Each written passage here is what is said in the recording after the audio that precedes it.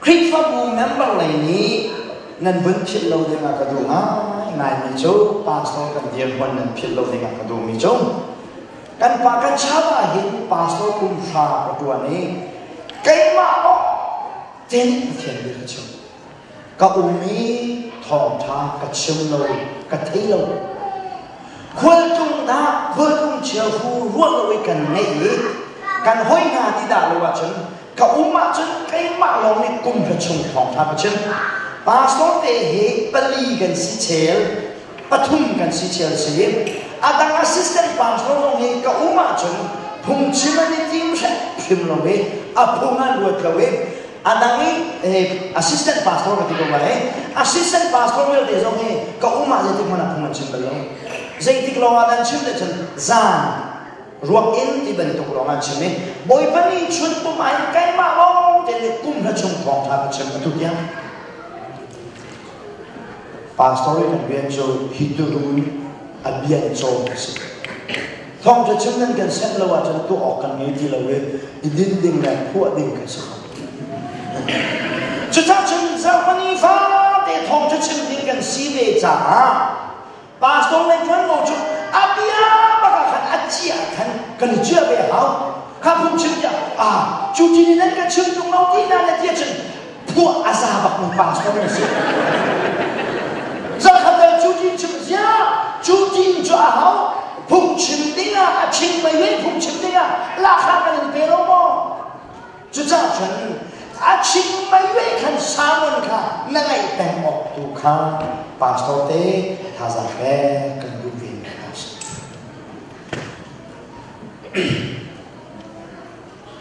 kan Khrihfa bu wa hin doctor lu lu reverend doctor lu ki kan member se lai kan evangelist a pathian vet sim ko ko wa chen a hau man ni hin tai be phang kha cha chalo nai amen lo ngai ni be pa si ti chu nan hal ko lai kum so ni ba evangelist tuan mi se kan member se du lai de khin chu we thong tha chin kan dia atu shim shim lo zai tin na ti pe chu chat member ka si boy pania chen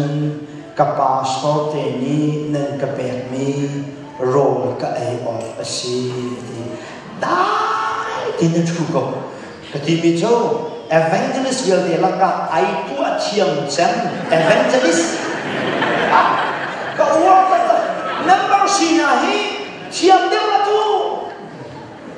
azai tin na za pani sa de chu nan pastor te ni chen lao no chu na ni tu na ha kum sa pi chu pe nan ve chang chu chu cha chen na lung khan mo an pe chu na tu kha la si cha ta ken chu abia ngai makaka member ka fian ko mai a cha cha ma chen thong tha kai ma ni ka hi chen hai do ko lo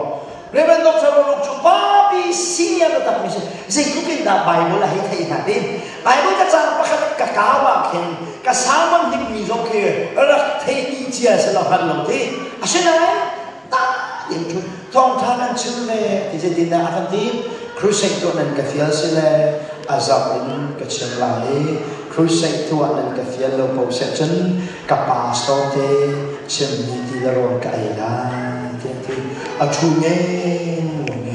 cái thiền việc khai ko khai chăm phiêu dòng đủ lâu dây khi mà nó căn pastor thế này tuân vào cần là điều gì chỉ quý cần này mà hiện không chừng căn phiền là đã tụ bắt đầu chú na cho việc là anh ấy dùng là gian sao lâu dây thì bên tụ chỉ quý à chân akan chuối tụ cần xia thế này thấy tao nên cần đủ miền bia cần xem mà lo dây đã cho chút khá là bền đủ miền hà chân pastor tha lo hi kol ve ha member tha si long hi is one ve ka tha za so pastor tha si lo nang ma long chim ve le to lao tuk mak chim ni na to khau zum da na oi na kan to to chu to lai kha pastor su ma sa na to ve lo kan lao zum da khau lai mo mi lu pe yan si jiu ju cha chen bắt hiện như vậy nó lùng khăn ấy thì là lô là bè khô lô rồi mà member thà xì này thì mình dùng với lo chân evangelist pastor pa ni appeal velo ding ni chu ke chu pastor ka si cha kharau kau kai ding in pathian bia ka chim lu sha chen kharau kau kai na program kha pastor te ni kum khata boy ni boy thum kharin suai to no lo evangelist la khwan ni kharau kau kha dat te bun dai ta na sa lo in chua ta na sa ngan ni nan song na chu chu asi ko chu ta ti he nan se ga chen do he se